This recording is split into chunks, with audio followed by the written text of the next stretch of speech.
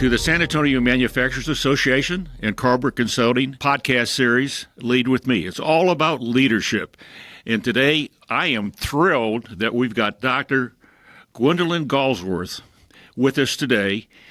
She is widely recognized as a visual workplace expert, credited with codifying visual workplace concepts and principles and technology into a single, coherent framework of knowledge and know-how. Founder and president of Visual Thinking, Inc. and Visual Lean Institute, Dr. Galsworth is hands-on practitioner who, for over 30-plus years, and I've known her most of those 30-plus years, has trained trainers and led visual conversions in U.S. companies and companies around the world. And today, I'm talking to her from London, England.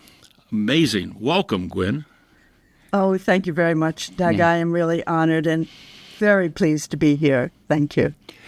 Well, how did you really get into this path in your career, learning all about visual and getting to be such an expert that you're training people around the world? I want to hear more about how the journey started. You know, it started in a most unusual way, never by a plan.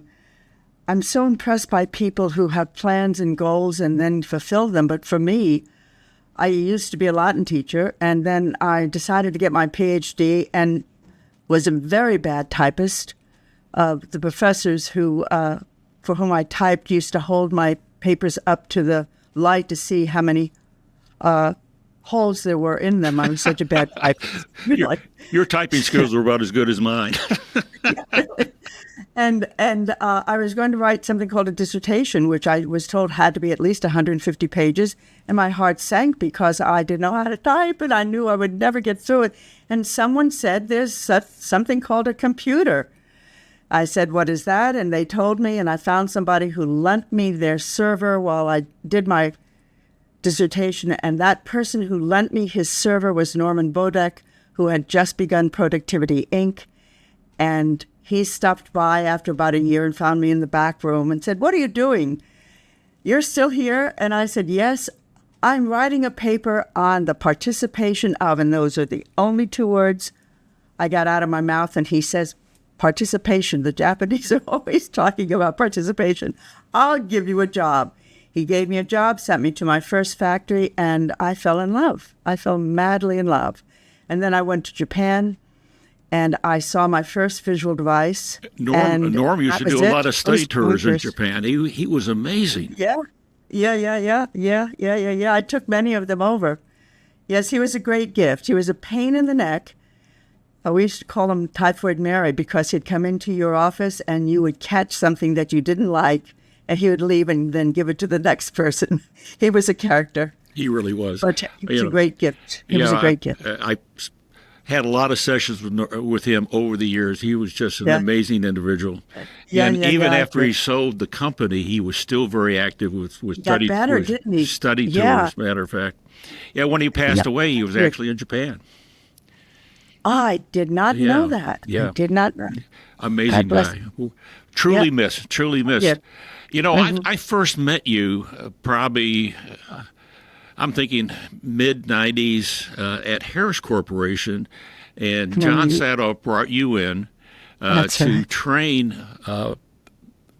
all the companies in the communication sector within Harris Corporation. And we sent a number of people to Quincy, Illinois, and then from there you went from site to site. And that's when I really got to spend a lot of time with you and learned a lot about your journey with Visual Lean. Yeah, it was a wonderful visual conversion, and I met you. Yeah, and actually that was one of the major steps, at least for my division within the communication sector. We were on a journey to apply for the Shingo Prize, and yours was one of the major tools that we had to use to get there to win the prize early on. And I'm so thrilled that you're here today. So let's talk a little bit about the journey and the fact that you've written a number of books, and we're going to talk more about those books at the end. But tell us a little bit more about your journey.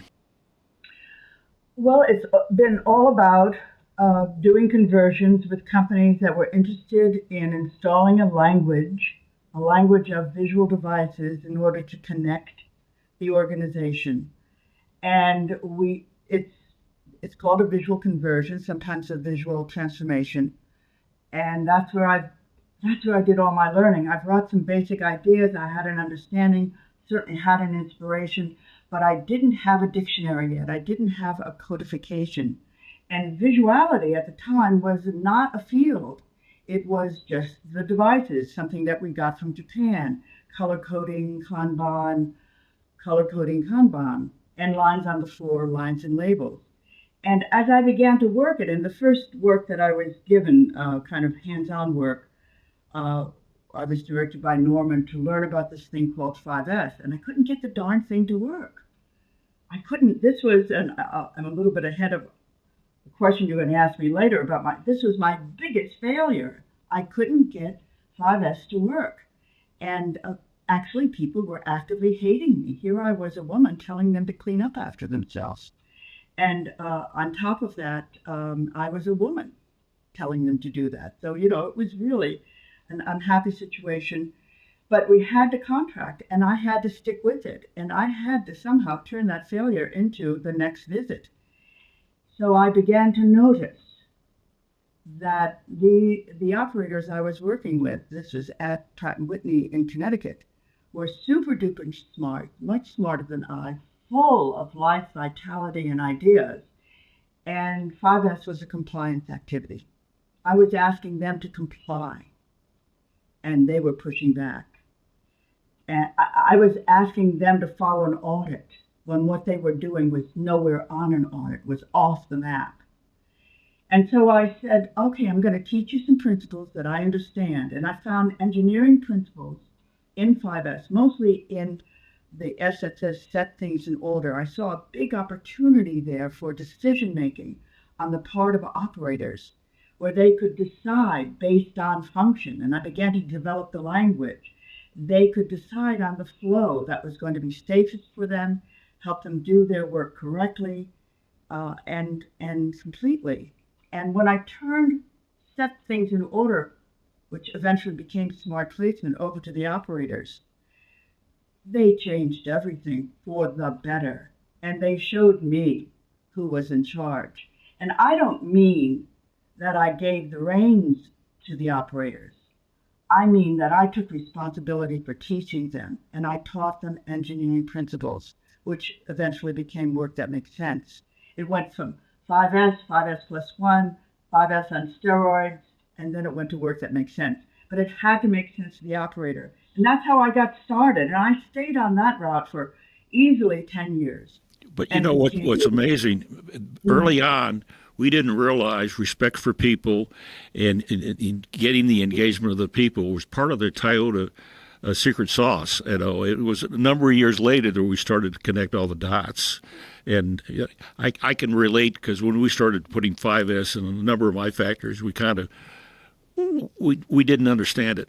And here again, they thought it was just, it's just one of these check the box programs. Yeah. Yeah. Compliance and we learned a lot. I tell you, the West, we learned so much, but indirectly, the Japanese did not reveal. They, in a sense, noticed, but it was very hard for them to articulate what was missing because it was so huge. It was the complete fabric of their society, respect for the individual, also the functional use of space, very limited space. There's a great book that I read about every 5 years again. It's by Ruth Benedict. It's called The Chrysanthemum and the Sword. And it is about the Japanese mindset. It was written in 1942 as the U.S. government prepared for what would happen if they had to govern the Japanese. You better get to know these people well. And all of that was under the surface. And she discovered it and articulated it. I recommend that book to anyone who's listening to really. I probably read that book 20 years ago, and I still got it. I need to take it. I'm actually sorting through books right now, trying to figure out which ones I really want to keep as I downsize a little bit, and I'll make sure that's one I keep. Thank you. Mm-hmm. Thank you for bringing that up. Yeah, but that really launched me. And then as the operators completely took over, that was the thing. After a while, I taught them. They didn't even say thank you. They just said, "What else have you got for me? What else can I learn? How else can I see this?" And I began to teach operators critical thinking. I began to teach them how to take one thing and turn it into two, and how to take two things and turn it into one, and really lubricate the mind so that the mind was working as the operator was working. The mind was engaged in, I would say, high level thought. Really gorgeous. And from that, people grew and the organization grew. But now the supervisors had nothing to do because the operators took over. And I said, well, what exactly is the category of visual function that would serve the supervisors best? And as I listened to them and I saw what their struggle was, which was about logistics and connectivity and handoffs, it was obvious that a visual display was their tool of choice. And so I began to develop visual displays as a methodology. These are all methodology, as a methodology. And when supervisors get a hold of that, they eat it up. This is the organizing principle of visual displays. It has two levels. The first level is, what's eating your lunch? What is the biggest pain you have? Get it up on a board and start to watch it behave. Find the components of that behavior that keeps defeating you. Get it up on the board and track it and come to know it. That's the first level of visual displays. Once the supervisors begin to get that language and begin to understand that what they're seeing on the board is a conversation between themselves and the problem, and they begin to manipulate the components of that problem, in a sense, causality, they say what's next. They say what's next. And what's next is then to put that in place for the schedule. So if you can train your supervisors on listening to the behavior of their problem by seeing it on a board, on a physical board, we can have a conversation about digital. There's a place for digital, but it isn't at this stage. The surface of the board has to be a learning surface. It can't be strictly information. It can't be just information flashed at you.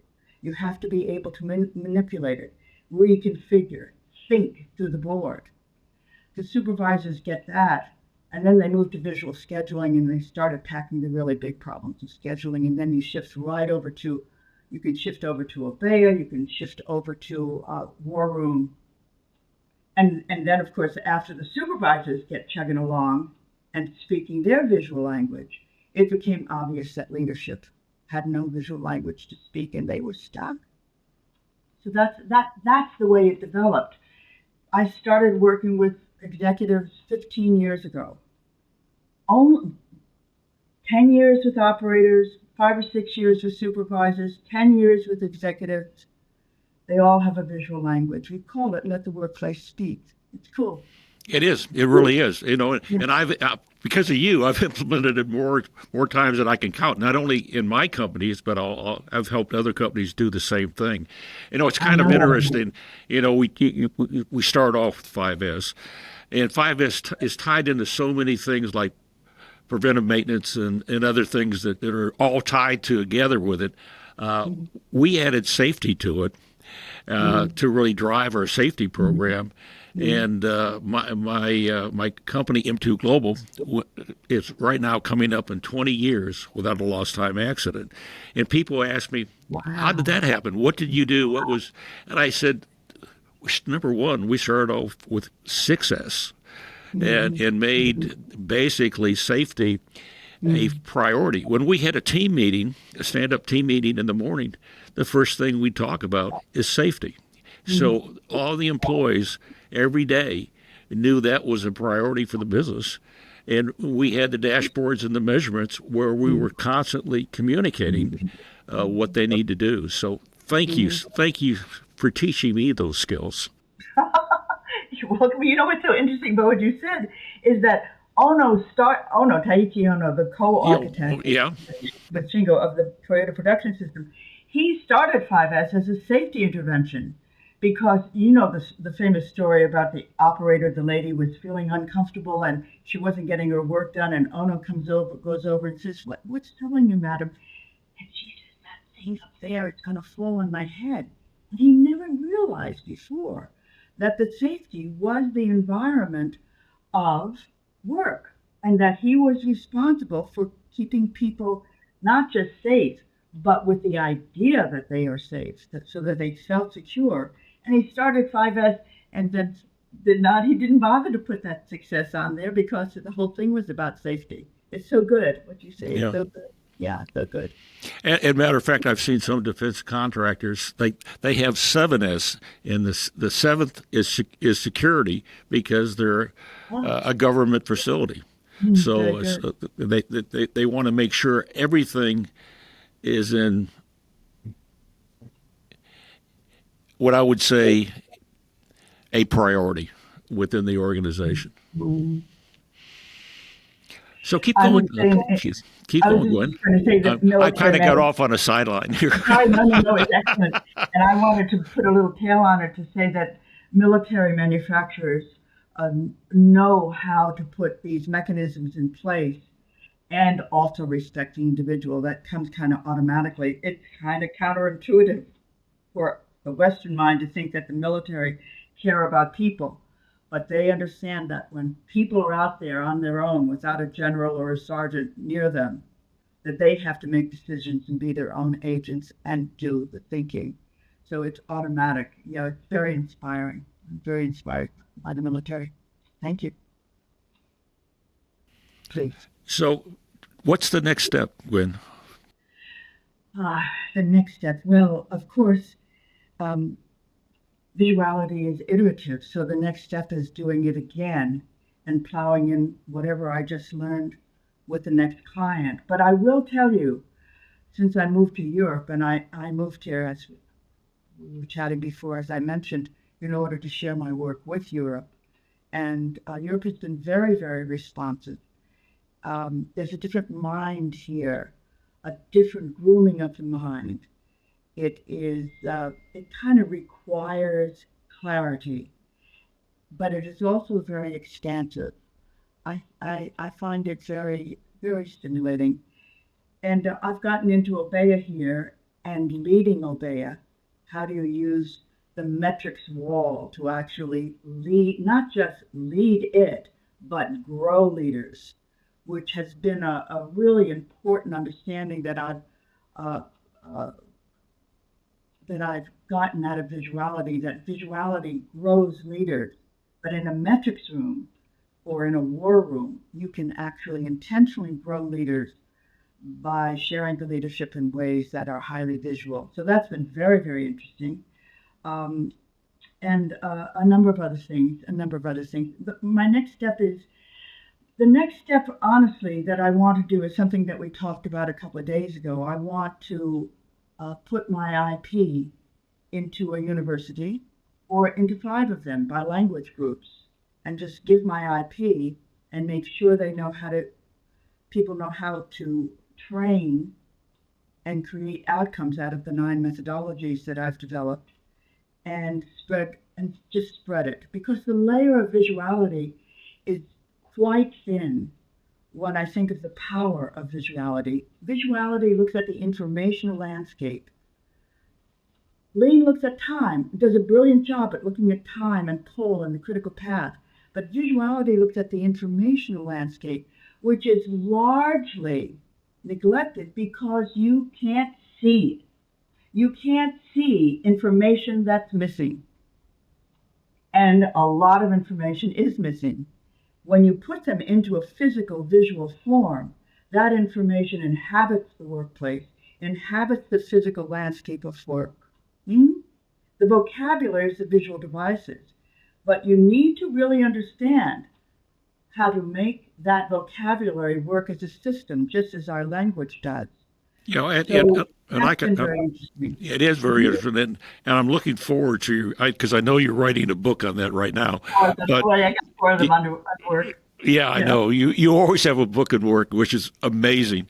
I love your work, but it's your visuality and the way we have implemented, and a number of companies have implemented that, when you do your management gimbal walks around the factory or even the office, because this is not only factory, it's the Absolutely. business. It's the business. And it's very easy to see if things are in control or out of control.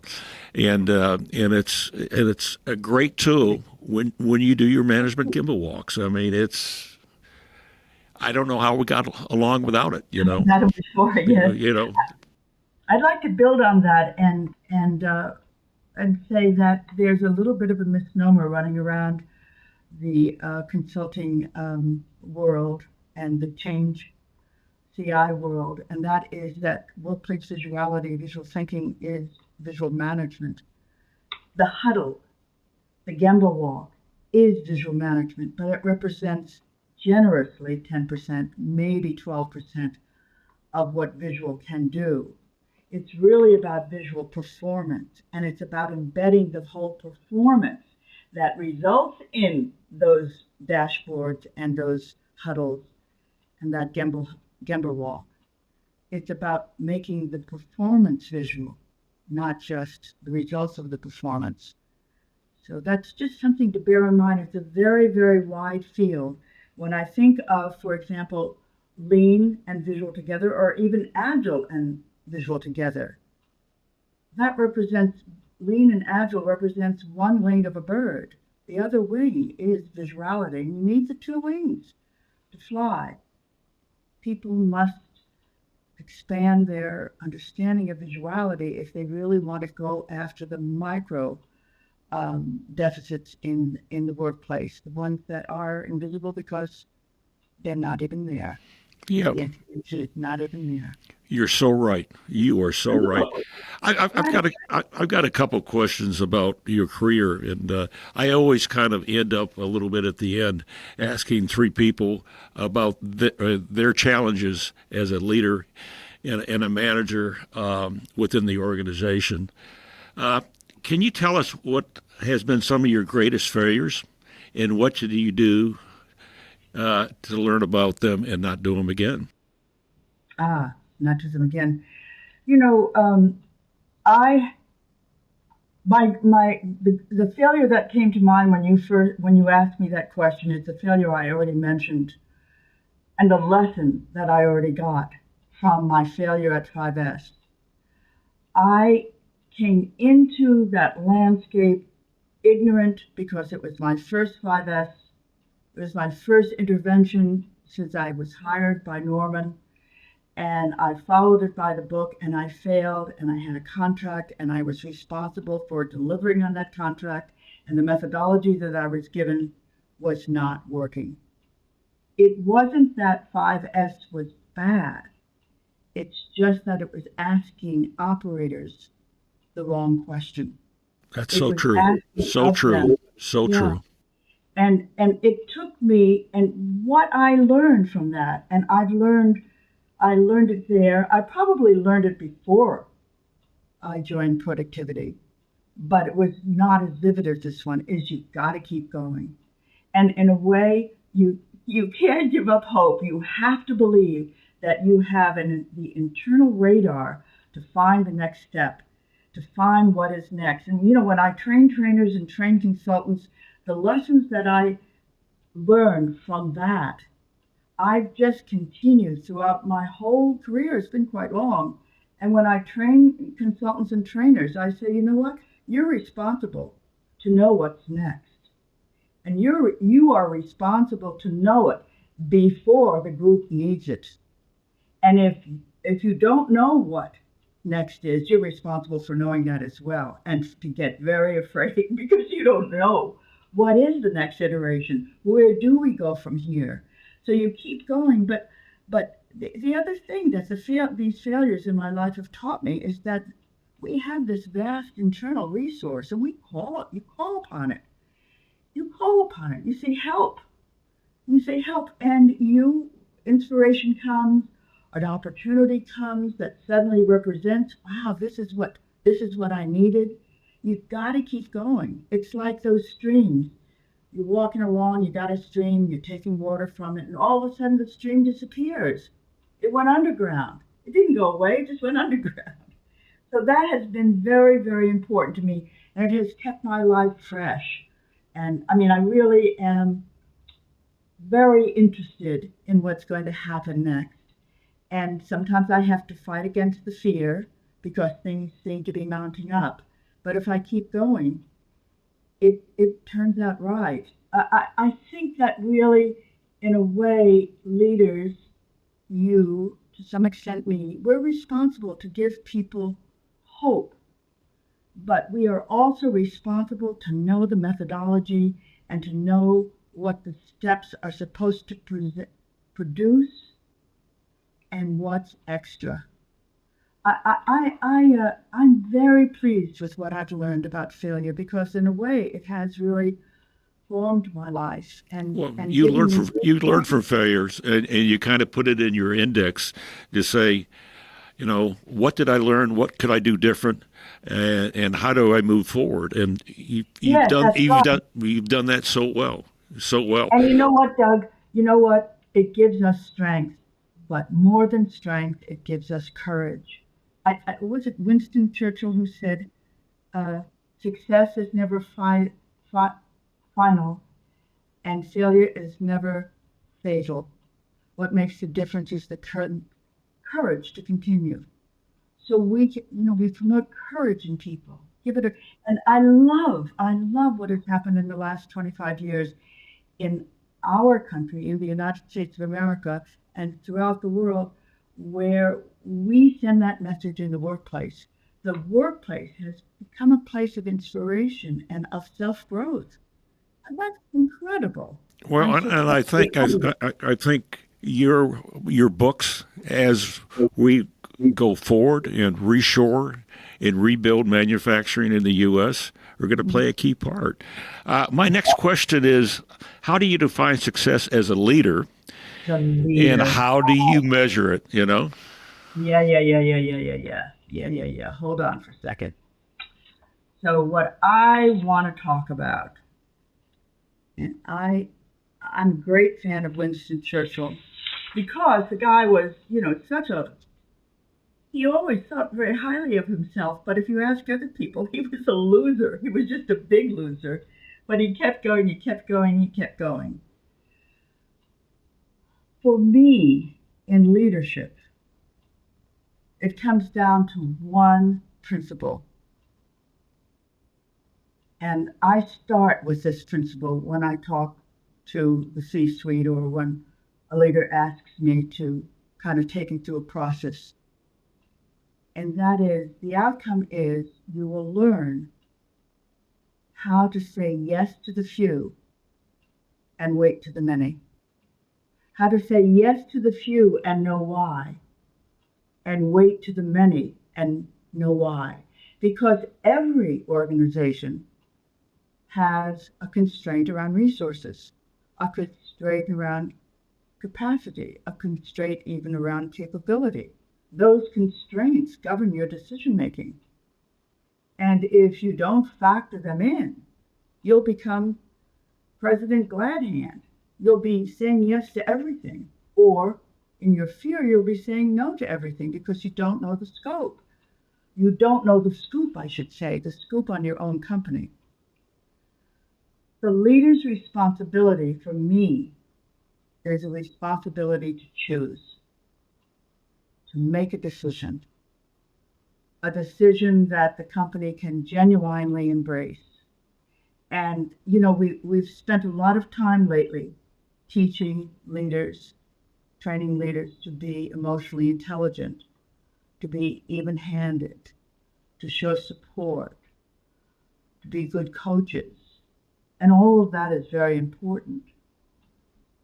But I feel that we could spend some time, much more time, teaching leaders how to decide, how to read the landscape, and how to make decisions that will last.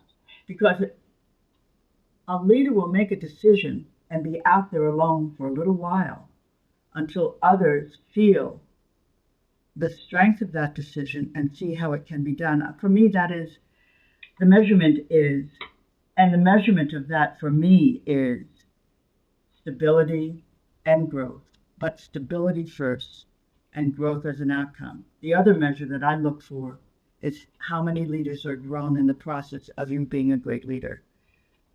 Well, that's great, Gwen. That is really great. Thank you.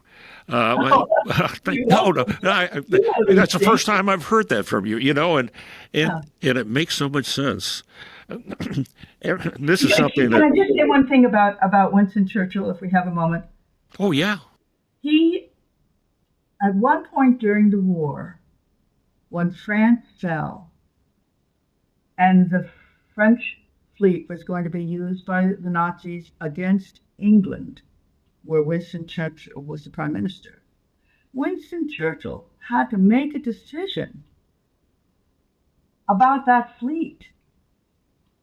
Last week they were our allies. This week they're our enemy. And he sunk the French Navy. He sunk it. Can you calculate how that decision was made? And he had 100, 1,000 of those kinds of decisions to make. He was an extraordinary individual from the point of view of that one quality, how to say yes to the few and wait to the many. And whilst he said wait to the many, he kept their spirits up. There's a lot to be learned from these old leaders and a lot to be taught. I really wish it were more integrated in our executive training. I really do. Yeah, well, and maybe going forward with your next book, it will be. My last question is, how do you manage to balance your work life with your personal life? Yeah, that's the hardest question of all. That is. I mean, you and I are workaholics. No, that's not true. You may be. I don't know you that well, but I do know that you love your work. My wife thinks I am, and actually, as I get older in life, I spend more time smelling the flowers. I'm learning there's a lot more quality than just work out there. Oh, good for you. That's why God gave you a long life, so you could learn some new things. Well, actually, that is one of the ways that for me, balance means making sure there's beauty in every day. And I mean beauty of flowers, of course, beauty of trees, but a beauty of a child on a bus. I take a lot of buses here in London. They're so terrific. Oh, they are. They are. There, double decker, and people are everywhere. And you sit there, and you just feel the beauty of a connection. You really seek it, and you find it. You find something that nourishes your heart. It could be a painting, it could be music, it could be a face, it could be a conversation, it could be a flower. But I make sure that happens daily. And I don't have to make sure anymore because I have a kind of automatic gravity. I just seek it and it comes. The other thing that has been very important to me will look like the opposite of workaholic, but I'm not a workaholic. But I love my work. I think. Well, I know you love your work, and that's why I say anybody that writes as many books as you do, I think you got a passion for it, and you could call it a passion, you can call it a workaholic, but I think they're not the same thing. But I think it's more of for me, it was more of a passion, and I think with you, it's been a passion for the same reason. And a passion feeds us. It thrills us. It stirs our blood. It fires our imagination. I've seen that in you in spades. You're an inspiring leader because you lead an inspired life. And Patty knows that. That's also why she loves you. But another piece of it for me is solitude, absolute solitude, just myself. And I not only seek it, I jump in. I love it. I love to be alone. I love to hear my mind quiet sometimes because I meditate as well. That's my third piece. But I also love to just feel the quality of this whole system of chugging along. I really, really love it. Another piece that I do, if I can't hike a hill, which is another reason why I moved, to Europe, to tell you the truth, so that the outside could be a lot closer to me. I could go into the rural, go into the hill. It's hiking and strong exercise. I really love to break a sweat. And there's a gym. It's called Kiss.